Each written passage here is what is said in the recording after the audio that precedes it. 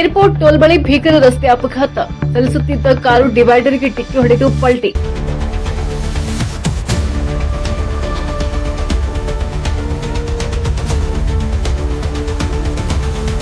ಗೋಮಾಳ ಜಮೀನು ವಿಚಾರಕ್ಕೆ ಎರಡು ಗುಂಪುಗಳ ನಡುವೆ ಗಲಾಟೆ. ಮಾತಿನ ಚಕಮಕಿಯಿಂದ ಶುರುವಾದ ಗಲಾಟೆ ಹಲ್ಲೆಯಲ್ಲಿ ಕೊನೆ.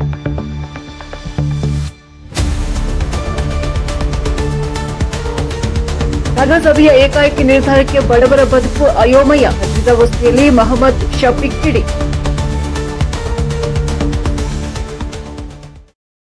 ಏರ್ಪೋರ್ಟ್ ಟೋಲ್ ಬಳಿ ಭೀಕರ ರಸ್ತೆ ಅಪಘಾತ.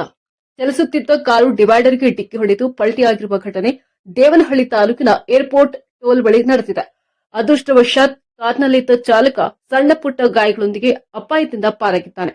ಹೈದರಾಬಾದ್ನಿಂದ ಬೆಂಗಳೂರು ಕಡೆ ಬರುತ್ತಿದ್ದ ಇನ್ನೋವಾ ಕಾರು ಹಳೆ ಟೋಲ್ ಬಳಿ ಡಿವೈಡರ್ ಗೊತ್ತಾಗದೆ ಡಿಕ್ಕಿ ಹೊಡೆದು ಅವಘಡ. ಅದೃಷ್ಟವಶಾತ್ ಮುಂದೆ ವಾಹನಗಳು ಇಲ್ಲದ ಕಾರಣ ಭಾರಿ ಅನಾಹುತವೊಂದು ತಪ್ಪಿದಂತಾಗಿದೆ. ದೇವನಹಳ್ಳಿ ಸಂಚಾರಿ ಪೊಲೀಸ್ ಠಾಣಾ ವ್ಯಾಪ್ತಿಯಲ್ಲಿ ಈ ಘಟನೆ ನಡೆದಿದೆ. ಬೆಂಗಳೂರು ಗ್ರಾಮಾಂತರ ಜಿಲ್ಲೆ ದೇವನಹಳ್ಳಿ ಹೊರವಲಯದ ಏರ್ಪೋರ್ಟ್ ಟೋಲ್ ಪ್ಲಾಜಾ ಬಳಿ ಈ ಘಟನೆ ಸಂಭವಿಸಿದೆ.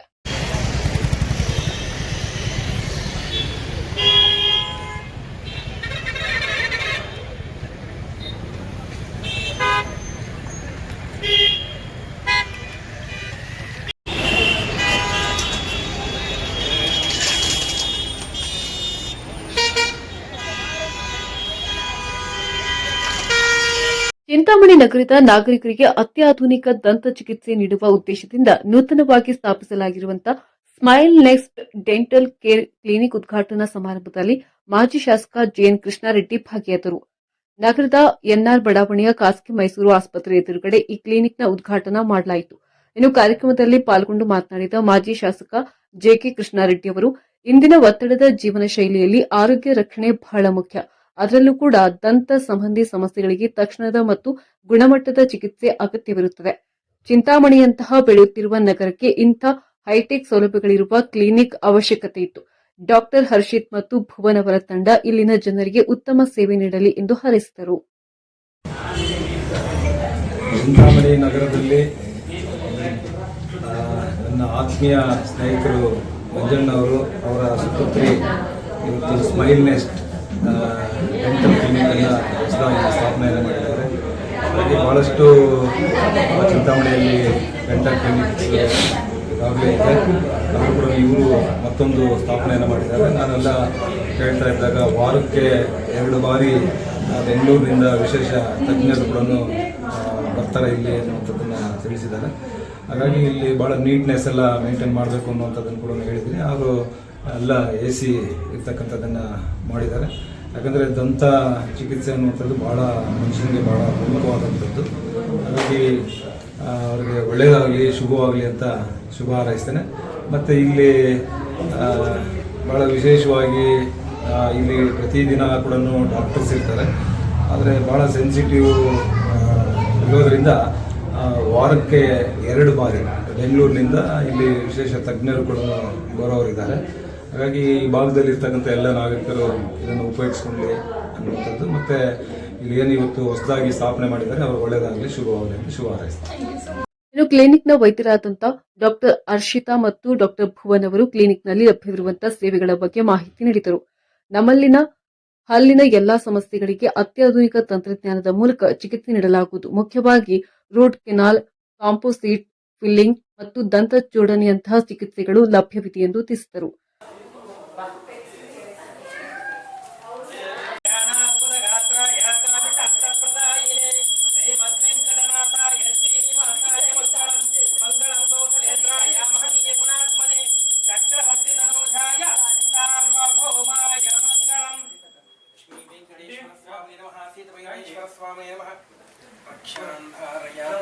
शान्ताकारं भुजगशयनं पद्मनाभं सुरेशं विश्वाधारं गगनसदृशं मेघवर्णं शुभांगं लक्ष्मीकान्तं कमलनयनं योगिवृद्ध्यानगम्यं वन्दे विष्णुं भवभयहरं सर्व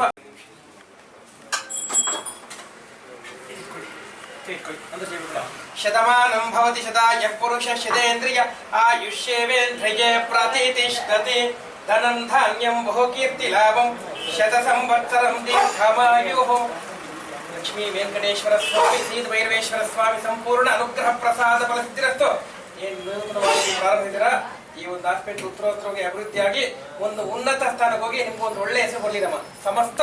ಇದಲ್ಲದೆ ಹಲ್ಲುಗಳನ್ನ ಸರಿಪಡಿಸಲು ಹಾಕುವ ಬ್ರೇಸಸ್ ಮತ್ತು ಆಧುನಿಕ ಅಲೈನರ್ಸ್ ಸೌಲಭ್ಯವು ಸ್ಮೈಲ್ ನೆಸ್ಟ್ ನಲ್ಲಿ ದೊರೆಯಲಿದೆ. ದಂತ ಸಮಸ್ಯೆಗಳಿಂದ ಬಳಲುತ್ತಿರುವ ಸಾರ್ವಜನಿಕರು ಒಮ್ಮೆಯಾದರೂ ಕೂಡ ಕ್ಲಿನಿಕ್ಗೆ ಭೇಟಿ ನೀಡಿ ಪರಿಣಿತ ವೈದ್ಯರಿಂದ ಸಲಹೆ ಮತ್ತು ಚಿಕಿತ್ಸೆ ಪಡೆಯುವಂತೆ ಮನವಿ ಮಾಡಿದ್ದಾರೆ.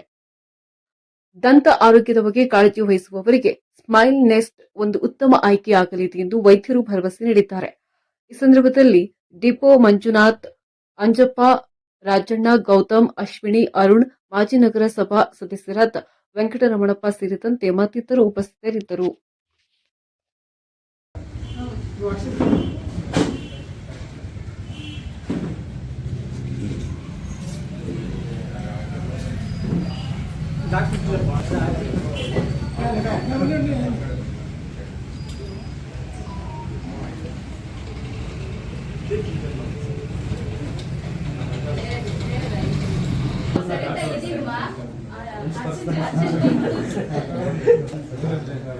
ಅರ್ಚಿತಾ, ಇವರು ಡಾಕ್ಟರ್ ಭುವನ್ ಅಂತ. ನಾವು ಇಂದು ಸ್ಮೈಲ್ ನೆಸ್ಟ್ ಡೆಂಟಲ್ ಕೇರ್ ಅಂತ ಆಪೋಸಿಟ್ ಟು ಮೈಸೂರು ಹಾಸ್ಪಿಟಲ್ ಉದ್ಘಾಟನೆ ಮಾಡಿದ್ದೀವಿ. ನಮ್ಮಲ್ಲಿ ರೂಟ್ ಕೆನಲ್, ಕಾಂಪೋಸಿಟ್ ಫಿಲ್ಲಿಂಗ್, ಆರ್ಥೋದಲ್ಲಿ ಬ್ರೇಸಸ್ ಹಾಕೋದು, ಅಲೈನರ್ಸ್ ಎಲ್ಲ ಥರ ಸೌಲಭ್ಯಗಳು ಇದೆ. ಎಲ್ಲರೂ ಒಂದ್ಸರಿ ಬಂದು ಭೇಟಿ ಮಾಡಿ. ವಿಜಯಪುರ ಪಟ್ಟಣದ ಗ್ರಾಮ ದೇವತೆ ಗಂಗಾದೇವಿ ದೇವಾಲಯದಲ್ಲಿ 56ನೇ ವರ್ಷದ ಜಾತ್ರಾ ಮಹೋತ್ಸವ ಅದ್ದೂರಿಯಾಗಿ ನೆರವೇರಿತು. ವಿಜಯಪುರ ಪಟ್ಟಣದ ಪ್ರತಿಯೊಂದು ಮನೆಯಲ್ಲೂ ತಂಬಿಟ್ಟಿನ ದೀಪಗಳು, ಬೆಲ್ಲದ ದೀಪಗಳನ್ನ ಮಾಡಿ ವಿವಿಧ ಬಗೆಯ ಹೂಗಳಿಂದ ಅಲಂಕಾರ ಮಾಡಲಾಗಿದ್ದ ಹೂವಿನ ಬುಟ್ಟಿಗಳಲ್ಲಿ ಇಟ್ಟುಕೊಂಡು ತಮಟೆ ವಾದನಗಳೊಂದಿಗೆ ಮೆರವಣಿಗೆಯಲ್ಲಿ ಬಂದು ಸಾಲಾಗಿ ನಿಂತು ದೇವರಿಗೆ ದೀಪಗಳನ್ನ ಬೆಳಗಿದರು.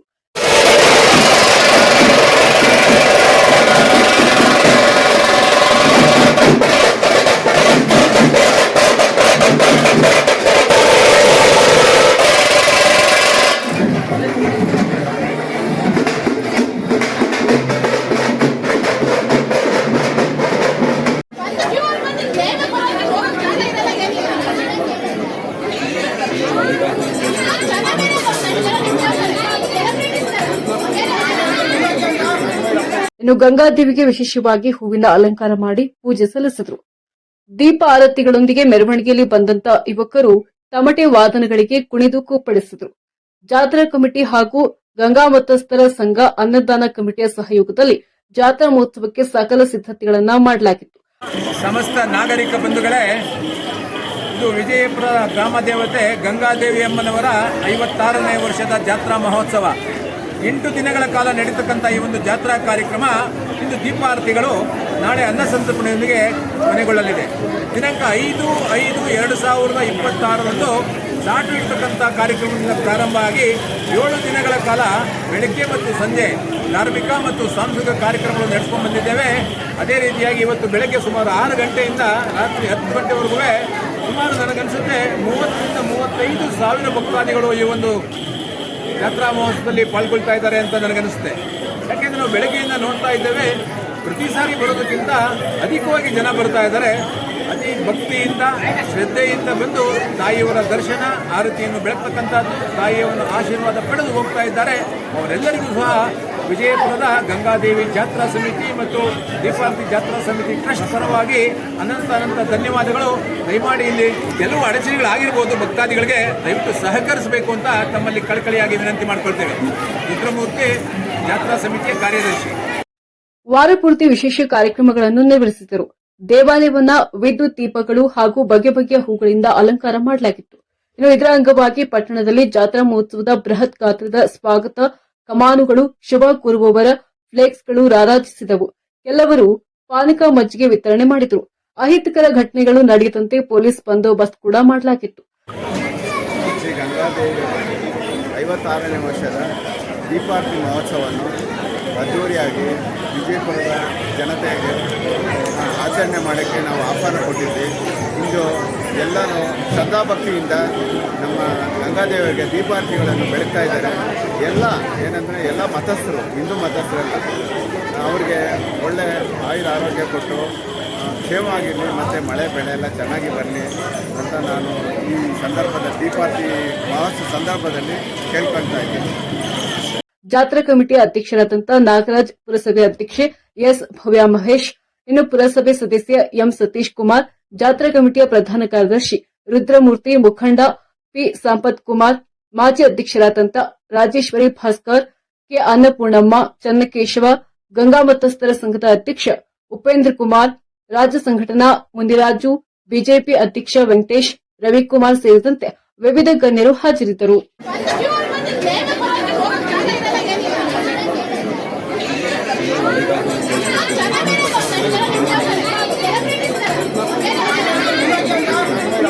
ನಗರದ ಐಡಿಎಸ್ಎಂಟಿ ಕಾಂಪ್ಲೆಕ್ಸ್ ಮಳಿಗೆಗಳ ತೆರವಿಗೆ ಸಂಬಂಧಿಸಿದಂತೆ ಮಾಜಿ ನಗರಸಭಾ ಸದಸ್ಯರಾದ ಮಹಮ್ಮದ್ ಶಫೀಕ್ ಅವರು ಪತ್ರಿಕಾಗೋಷ್ಠಿ ನಡೆಸಿ ವ್ಯಾಪಾರಿಗಳ ಸಮಸ್ಯೆಗಳ ಕುರಿತು ಧ್ವನಿ ಎತ್ತಿದ್ದಾರೆ. ಸುಮಾರು 6 ರಿಂದ 8 ತಿಂಗಳ ಹಿಂದೆ ಬಾಡಿಗೆ ಬಾಕಿ ಇರುವ ಕಾರಣಕ್ಕೆ ನಗರಸಭೆಯಿಂದ ಮಳಿಗೆಗಳಿಗೆ ಬೀಗ ಹಾಕಲಾಗಿತ್ತು. ನಂತರ ವ್ಯಾಪಾರಿಗಳು ಸಾಲ ಸೋಲ ಮಾಡಿ ಚಿನ್ನಾಭರಣಗಳನ್ನು ಅಡವಿಟ್ಟು ಬಾಡಿಗೆಯನ್ನ ಪೂರ್ಣವಾಗಿ ಪಾವತಿಸಿದ್ದು, ಇತ್ತೀಚೆಗೆ ಅಧಿಕಾರಿಗಳು ಸಭೆ ನಡೆಸಿ ಕಟ್ಟಡವನ್ನ ನೆಲಸಮಗೊಳಿಸಬೇಕಾಗಿರುವುದರಿಂದ ಕೂಡಲೇ ಮಳಿಗೆಗಳನ್ನು ಖಾಲಿ ಮಾಡುವಂತೆ ಸೂಚಿಸಿದ್ದಾರೆ. ಇನ್ನು ಈ ಕಟ್ಟಡದಲ್ಲಿ ಜೀವನೋಪಾಯ ಕಂಡುಕೊಂಡಿರುವಂತಹ ವ್ಯಾಪಾರಿಗಳು, ವಿಶೇಷವಾಗಿ ಮಹಿಳಾ ವ್ಯಾಪಾರಿಗಳು ಕಣ್ಣೀರು ಹಾಕ್ತಿದ್ದಾರೆ. ಲಕ್ಷಾಂತರ ರೂಪಾಯಿ ಸಾಲ ಮಾಡಿಕೊಂಡಿದ್ದೇವೆ, ಏಕಾಏಕಿ ಮಳಿಗೆಗಳನ್ನ ತೆರವುಗೊಳಿಸಿದರೆ ಸಾಲ ಮರುಪಾವತಿ ಮಾಡುವುದು ಹೇಗೆ ಎಂದು ಅಳಲು ತೋಡಿಕೊಂಡಿದ್ದಾರೆ.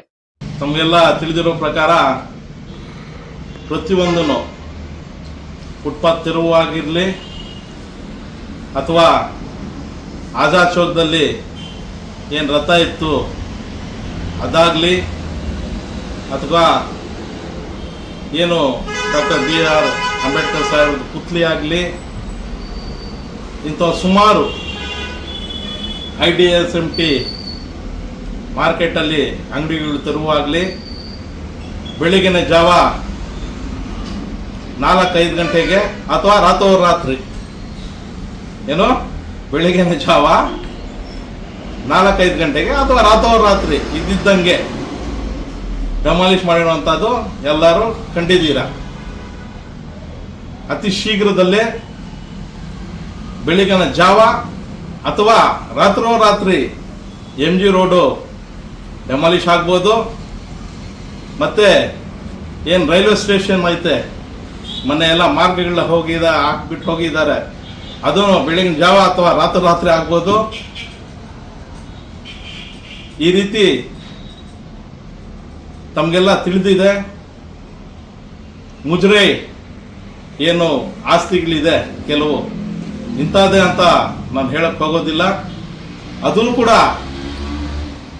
ಡಬಲ್ ರೋಡ್ ಆಗ್ಬೋದು, MG ರೋಡ್ ಆಗ್ಬೋದು, ಅಥವಾ ಚೌಕದಲ್ಲಾಗಿರ್ಬೋದು, ರಾತ್ರೋರಾತ್ರಿ ಅಥವಾ ಬೆಳಗಿನ ಜಾವ ಅದನ್ನು ಡೆಮಾಲಿಷ್ ಆಗುವಂಥ ಸಾಧ್ಯತೆಗಳಿದೆ. ಅದರಿಂದ ತಾವೆಲ್ಲ ಅಕಸ್ಮಾತು ಜಾಸ್ತಿ ಬಂಡವಾಳ ಹಾಕ್ಬಿಟ್ಟು ಅದಕ್ಕೆ ರಿಪೇರಿ ಮಾಡುವಂಥದ್ದಾಗಲಿ, ರಿನೋವೇಷನ್ ಮಾಡೋ ವರ್ಕ್ಸ್ ಆಗಲಿ ಏನು ಮಾಡಕ್ಕೆ ಹೋಗ್ಬೇಡ್ರಿ. ಯಾವ ಸಮಯದಲ್ಲಿ ಏನು ಬೇಕಾದ್ರೂ ಚಿಂತನೆಯಲ್ಲಾಗತ್ತೆ ಅಂತ ಹೇಳಕ್ಕೆ ಇಷ್ಟಪಡ್ತೇನೆ. ಜೈ ಹಿಂದ್. ಬೇರೆಡೆ ವ್ಯಾಪಾರ ಮಾಡಲು ಸದ್ಯಕ್ಕೆ ವ್ಯವಸ್ಥೆ ಇಲ್ಲದ ಕಾರಣ ವ್ಯಾಪಾರಿಗಳಿಗೆ ಸ್ವಲ್ಪ ಕಾಲಾವಕಾಶ ನೀಡಬೇಕು ಮತ್ತು ಅವರ ಜೀವನೋಪಾಯಕ್ಕಾಗಿ ತೊಂದರೆಯಾಗದಂತೆ ಕ್ರಮ ಕೈಗೊಳ್ಳುವಂತೆ ಮೊಹಮ್ಮದ್ ಶಫೀಕ್ ಅವರು ಅಧಿಕಾರಿಗಳಲ್ಲಿ ಮನವಿ ಮಾಡಿದರು. IDSMT ಹಳೆಯದಾದ ಮತ್ತು ಶಿಥಿಲಾವಸ್ಥೆಯಲ್ಲಿರುವ ಕಟ್ಟಡದ ಮೇಲೆ ಹೊಸದಾಗಿ ಮಳಿಗೆಗಳನ್ನು ನಿರ್ಮಿಸುವುದು ತಾಂತ್ರಿಕವಾಗಿ ಅಪಾಯಕಾರಿ ಎಂದು ಅಧಿಕಾರಿಗಳು ವರದಿ ನೀಡಿದ್ರು. ಸಚಿವರು ಇದಕ್ಕೆ ಅನುಮೋದನೆ ಕೊಡಿಸಿರುವುದು ಆತಂಕಕಾರಿ ವಿಷಯ ಎಂದರು. ಯಾವುದೇ ಕಟ್ಟಡದ ಮೇಲೆ ಮತ್ತೊಂದು ಅಂತಸ್ತು ನಿರ್ಮಿಸುವ ಮೊದಲು ವೈಜ್ಞಾನಿಕವಾಗಿ ಫಿಸಿಬಿಲಿಟಿ ರಿಪೋರ್ಟ್ ಪಡೆಯಬೇಕು. ಆದರೆ ಇಲ್ಲಿ ಎಲ್ಲಾ ನಿಯಮಗಳನ್ನು ಗಾಳಿಗೆ ತೂರಲಾಗಿದೆ. ನಗರದ ಅಭಿವೃದ್ಧಿ ಹೆಸರಿನಲ್ಲಿ ಅವೈಜ್ಞಾನಿಕ ಕಾಮಗಾರಿಗಳನ್ನು ನಡೆಸುವುದು ಸರಿಯಲ್ಲ. ಈ ಬಗ್ಗೆ ಜಿಲ್ಲಾಧಿಕಾರಿಗಳು ತಕ್ಷಣ ಗಮನಹರಿಸಿ ಕಾಮಗಾರಿಯನ್ನ ತಡೆ ಹಿಡಿಯಬೇಕೆಂದು ಮೊಹಮ್ಮದ್ ಶಫೀಕ್ ಆಗ್ರಹಿಸಿದ್ದಾರೆ. ಅದಾದ್ಮೇಲೆ ಏನು ಸ್ಟೇಡಿಯಂ ಇದೆ, ಆ ಸ್ಟೇಡಿಯಂ ಅಲ್ಲಿ ಸುಮಾರು ಸಾವಿರಾರು ಜನ ವಾಕ್ ಮಾಡ್ತಾ ಇದ್ರು, ನಗರ ಭಾಗದಲ್ಲಿ ಇದ್ದಿದ್ದು. ಅಲ್ಲೇನ್ ಮಾಡ್ಬಿಟ್ರಿ, ಸಿಂಥೆಟಿಕ್ ಟ್ರ್ಯಾಕ್ ಅಂತೆ, ಸಿಂಥೆಟಿಕ್ ಟ್ರ್ಯಾಕ್ ಮಾಡಿ ಎಲ್ಲ ಬೇರೆ ಕಡೆ ಮಾಡಿದ್ರು ಚೆನ್ನಾಗಿರ್ತಾ ಇತ್ತು. ಹೋಗ್ಬಿಟ್ಟು ನಗರ ಭಾಗದಲ್ಲಿ ಅಟ್ಲೀಸ್ಟ್ ಸಾವಿರಾರು ಜನ ಪ್ರತಿಯೊಬ್ಬನಿಗೆ ಬೆಳಗ್ಗೆ ಎದ್ದ ತಕ್ಷಣ ಟಿಫನ್ ಆಗಿದೆ ಅಂತ ಕೇಳುವಂತ ದಿನಗಳಲ್ಲ. ಮಾತ್ರೆ ತಿಂದಿದ್ದೀರಾ ಅಂತ ಕೇಳಬೇಕು ಈಗ ಸ್ಟಾರ್ಟಿಂಗ್ ಅಲ್ಲೇ. BP ಶುಗರ್ ತಿಂದಿದ್ದೀರಾ, ಬೇರೆ ಕಾಯಿಲೆಗಳು ತಿಂದಿದ್ದೀರಾ ಅಂತ ಪರಿಸ್ಥಿತಿಗಳಿರುವಂಥ ದಿನಗಳು ಇವು. ಅಂಥ ಸಂದರ್ಭದಲ್ಲಿ ಸಿಂಥೆಟಿಕ್ ಟ್ರ್ಯಾಕ್ ಮಾಡಿಬಿಟ್ಟು ಏನು ಸಾವಿರಾರು ಜನ ವಾಕ್ ಮಾಡ್ತಾ ಇದ್ರು, ಇವತ್ತು ಸಾವಿರಾರು ಜನ ವಾಕ್ ಮಾಡೋಕ್ಕೆ ಜಾಗ ಇಲ್ಲ. ಪಾಪ ರಸ್ತೆಗಳಲ್ಲಿ ವಾಕ್ ಮಾಡ್ತಾ ಇದ್ದಾರೆ. ಯಾಕೆ ಬೇಕಾಗಿದ್ದೆ ಇವೆಲ್ಲ? ಮಾಡಿ, ಜನರ ಬಗ್ಗೆ ಸ್ವಲ್ಪ ಆಲೋಚನೆ ಮಾಡಿ. ತಪ್ಪೇನಿದೆ, ನೀವು ಮಾಡ್ತಾ ಇರೋ ತಪ್ಪಂತ ಹೇಳ್ತಾ ಇಲ್ಲ. ಸಿಂಥೆಟಿಕ್ ಟ್ರ್ಯಾಕ್ ಏನು ಮಾಡಬೇಕಾಗಿದೆ ಎಲ್ಲ ಆಚೆ ಮಾಡಿದ್ರೆ ಭಾಳ ಚೆನ್ನಾಗಿರ್ತಾ ಇತ್ತು. ಏನು ಇವತ್ತು ವಾಕಿಂಗ್ ಮಾಡೋಕ್ಕೆ ಮತ್ತೊಂದು ಇನ್ನೊಂದು ಸ್ಪೋರ್ಟ್ಸ್ಗೆಲ್ಲ ಚೆನ್ನಾಗಿತ್ತಲ್ಲಿ. ಒಳ್ಳೆ ನಿಂಗೆ ಬಿಟ್ಟಿರುವಂಥದ್ದು ನಾವು ಹೇಳ್ಬೋದು ಅಷ್ಟೇ, ಆರ್ಡರ್ ಮಾಡೋಕ್ಕಂತೂ ಆಗಲ್ಲ. ಇಂಥ ಸುಮಾರು ಸಮಸ್ಯೆಗಳಿದೆ. ಗೋಮಾಳ ಜಮೀನು ವಿಚಾರಕ್ಕೆ ಎರಡು ಗುಂಪುಗಳ ನಡುವೆ ಗಲಾಟೆ ನಡೆದಿದ್ದು, ಮಾತಿನ ಚಕಮಕಿಯಿಂದ ಶುರುವಾದ ಗಲಾಟೆಯಲ್ಲಿ ಹಲ್ಲೆಯಲ್ಲಿ ಕೊನೆಯಾಗಿದೆ. ಇನ್ನು ಜಮೀನಿಗೆ ಬಂಧಿತ ಮುನಿಯಮ್ಮ ಕುಟುಂಬಸ್ಥರ ಮೇಲೆ ಹಲ್ಲೆ ಆರೋಪ. ದೇವನಹಳ್ಳಿ ತಾಲೂಕಿನ ಯಲುವಹಳ್ಳಿ ಗ್ರಾಮದಲ್ಲಿ ಈ ಘಟನೆ ನಡೆದಿದೆ. ಜಮೀನಿನಲ್ಲಿ ಗಲಾಟೆಯ ವಿಡಿಯೋ ಮೊಬೈಲ್ನಲ್ಲಿ ಸೆರೆಯಾಗಿದೆ. ಗ್ರಾಮದ ಮುನಿಯಮ್ಮ ಮತ್ತು ವೆಂಕಟರೆಡ್ಡಿ ಕುಟುಂಬದ ನಡುವೆ ಗಲಾಟೆ ನಡೆದಿದ್ದು, ಕಳೆದ 3 ವರ್ಷಗಳಿಂದ ನಡೆಯುತ್ತಿದ್ದ ಜಮೀನು ವ್ಯಾಜ್ಯ. ಇದೇ ವಿಚಾರವಾಗಿ ಜಮೀನಿನ ಬಳಿ ಹೋಗಿದ್ದ ವೇಳೆ ಎರಡು ಕಡೆಯವರಿಂದ ವಾಗ್ವಾದ ನಡೆದಿದೆ. ಮುನಿಯಪ್ಪ ಮತ್ತು ಕುಟುಂಬಸ್ಥರ ಮೇಲೆ ಹಲ್ಲೆ ಮಾಡಿ ಅವಾಚ್ಯ ಶಬ್ದಗಳಿಂದ ನಿಂದನೆ ಆರೋಪ. ಹಲ್ಲೆಯಿಂದ ಗಾಯಗೊಂಡ ಮುನಿಯಮ್ಮ ಹಾಗೂ ಕುಟುಂಬಸ್ಥರಿಗೆ ಚಿಕಿತ್ಸೆ ನೀಡಲಾಗುತ್ತಿದೆ. ವಿಜಯಪುರ ಪೊಲೀಸ್ ಠಾಣೆಯಲ್ಲಿ ಪ್ರಕರಣ ದಾಖಲಾಗಿದ್ದು, ಬೆಂಗಳೂರು ಗ್ರಾಮಾಂತರ ಜಿಲ್ಲೆ ದೇವನಹಳ್ಳಿ ತಾಲೂಕಿನ ಯಲುವಹಳ್ಳಿ ಗ್ರಾಮದಲ್ಲಿ ಈ ಘಟನೆ ನಡೆದಿದೆ.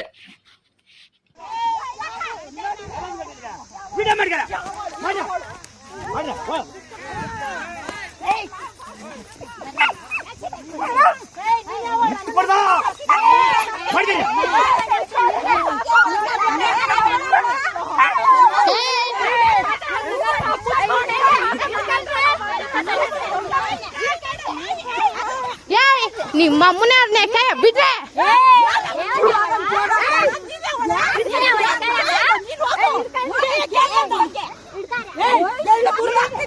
ಯಾವಳ್ಳಿ ನಿನ್ ಮುರಿಯಾಕ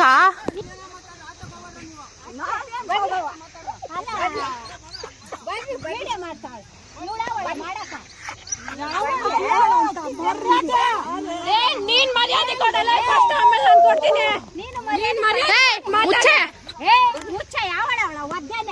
ಏನ್ ಒದೆ ಅದು? ಯಾವಳು ಬಿಟ್ಟಿದ್ಯಾ ಒದ್ಯಾಕ್ ನೀನು? ಮರ್ಯಾದೆ ಕೊಟ್ಟು ಮಾತಾಡಲ್ಲ, ನಾನು ಆಮೇಲೆ ಮರ್ಯಾದೆ ಕೊಡ್ತೀನಿ.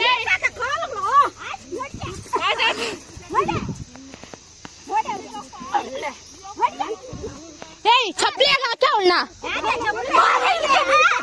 ನಮ್ಮನ್ ಲೇವಡಿ ಮಕ್ಳೆ ಕ್ಯಾಯ ಸುಳ ಅಂತಾರ ಮುಚ್ಚಾಡಿ ಕಬ್ಬ ಮುಚ್ಕೊಂಡು ಮಾತಾಡಲ್ಲ. ಸುಳ ಅಂತ ಕೆಟ್ಟದ್ಯಾ ಬಂದ್ಬಿಟ್ಟು ಸುಳ ಅಂತ ಕೆಟ್ಟದ್ ಯಾವಳ ಸುಳ? ಏನ್ ಮರ್ಯಾದೆ ಕೊಟ್ಟು ಮಾತಾಡ? ಏನಿಷ್ಟಿದೆ ಅಂತ ಹೇಳೋದು? ನೀನ್ ಮರ್ಯಾದೆ ಕೊಟ್ಟು ಮಾತಾಡಲ್ಲ, ಮರ್ಯಾದೆ ಕೊಡ್ತಾ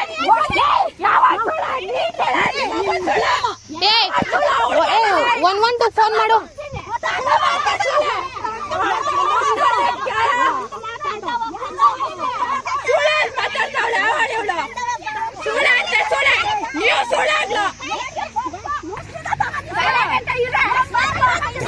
ಒಳ್ಳೆ ಜಮೀನಾಗ ಬಂದಿ ನಾಚಿಕೆ ಆಗಲ್ಲ ನಿಮ್ಗ? ನಿನ್ನ ಮುಂದ್ ಸೂಳೆ ಮುಂದೆ ಬಾ, ಒಂದೇಟ್ ಬೀಳಿ ನಿನ್ ಮನೆ ಕೊಟ್ಟಿ ನೋಡೋಣ. ಒಂದೇಟ್ ಬೀಳಿ ಆಗ ಚಕ್ಕ ಚಕ್ಕ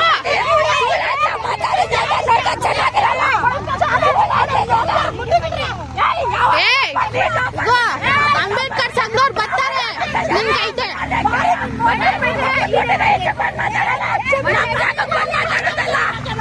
ಸ್ವಲ್ಪ ತಡ್ಕೊಂಡ್ರೆ ಅಲ್ಲ, ಒಲೆ ಜಮೀನಾಗ ಬಂದಿದ್ದೀರಲ್ಲ, ಒಲೆ ತುಲ್ನಾಕ ಬಂದಿದ್ದೀರ, ನಿಮ್ಗೆ ಮಾನ ಮರ್ಯಾದೆ ಆಗಲ್ಲ ನಿಮ್ಗ? ಅಲ್ಲ, ನಮ್ ತಾತನ್ ಭಿಕ್ಷೆ ಬಿಟ್ಟಿದ್ದೀರಲ್ಲ, ಅಲ್ಲಿ ತಿರ್ಗೇ ಬಂದಿರ ನಾಕೊಳಕ ಯಾವ್ದು ನಿಮ್ ಓಡ್ಬೆ?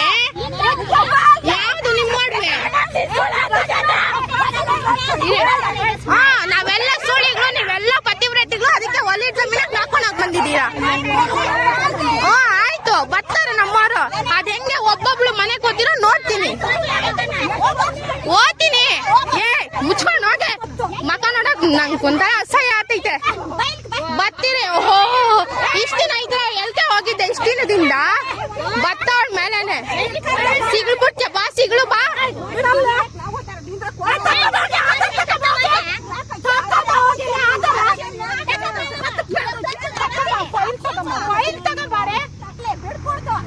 ಬಿಡ್ಕೊಡ್ದು ನಮ್ ತಾತನ್ ಭಿಕ್ಷೆಗೆ ಹೇಳ್ ತಿನ್ಕೊಂಡ್ ಬಿದ್ದಿದ್ದೀರಲ್ಲ ಇದ್ರಾಕೆ ಏನಕ್ಕೆ ಬಂದು ಸಾಯಕ ತಾಕತ್ ಎಲ್ಲಿಗೋ ಇಲ್ಲಿ.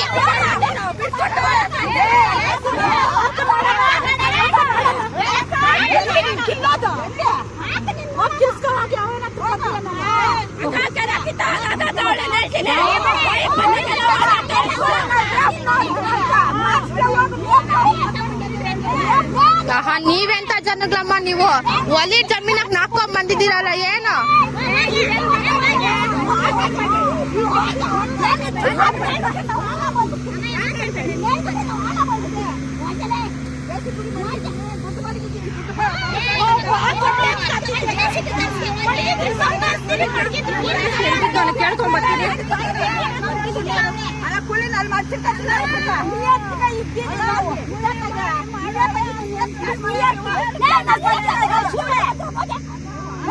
ಬಲೆ ನಿಯತ್ತು ಒಲಿ ಜಮೀನಾಗ ನಾಕೊಂಡ್ ಬಂದಿದ್ದೀರಲ್ಲ ಬಲೆ ನಿಯತ್ತು ನಿಮ್ದು. ಓಹೋ ನೀನ್ ಒಪ್ಕೊಂಡ್ಬಿಡ ನಿಂದೆ ಜಮೀನು ನಮ್ದಲ್ಲ ಅಂತ. ಬಾರೆ ದೇವಸ್ಥಾನ ಹತ್ರ ಪ್ರಮಾಣ ಮಾಡು ಬಾರೆ. ನಮ್ಗೆ ಹೋಗ್ತಾ ಇಲ್ಲ ಬರ್ತಾರೇನು ನಮ್ಮವ್ರು. ನೀನ್ ಯಾವಳ ನಿನ್ಗೆ ಗೊತ್ತಿಲ್ಲ. ಚಿಕ್ಕಬಚ್ಚಪ್ಪನ್ ರಕ್ತ ನಂದು ನಿಂದ ಯಾವ್ದೇ ರಕ್ತ ಅಲ್ಲ. ಚಿಕ್ಕಬಚ್ಚಪ್ಪನ್ ಭಿಕ್ಷೆ ಹಾಕಿದ್ನಲ್ಲ ಇದ್ರಕ್ಕೆ ಏನಕ್ ಬಂದಿ ಹಾಕೋಣಕ. ಹಾಕ್ಸಿನ ಅಂಬೇಡ್ಕರ್ ಬೋರ್ಡ್ ಹಾಕ್ಸಿನ ಅಂಬೇಡ್ಕರ್ ಬೋರ್ಡ್ ಮುಟ್ಸ್ರಿ ನೋಡೋಣ ನಿಮ್ಗೆ ಹೋಗ್ತಾ ಇದ್ರೆ. ಏನ್ ಅಂಬೇಡ್ಕರ್ ವಂಶ ಅಂದ್ರೆ ಅಷ್ಟಿದೆ ಅನ್ಕೊಂಡಿದ್ದೀರಾ ನೀವು.